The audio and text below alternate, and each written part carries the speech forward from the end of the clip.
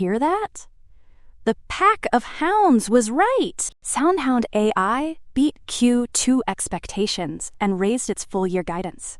Management lifted its outlook for the remainder of 2025, citing stronger than anticipated demand for its conversational AI platform across markets like automotive, enterprise, and hospitality.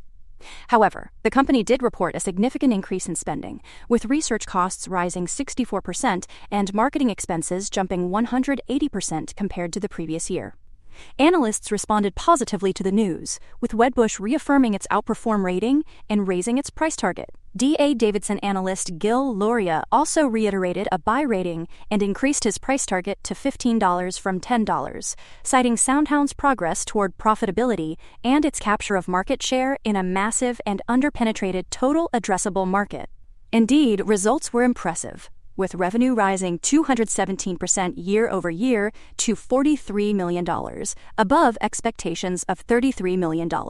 The company's adjusted loss per share was 3 cents, better than the expected loss per share of 5 cents. The momentum led SoundHound to raise its full-year outlook, expecting revenue between $160 and $178 million, with a midpoint above the $164 million expected by analysts.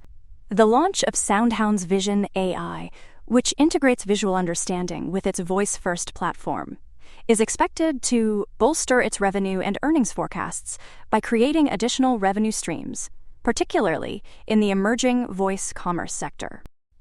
For more on stocks and crypto, follow Ascencore. See you next time.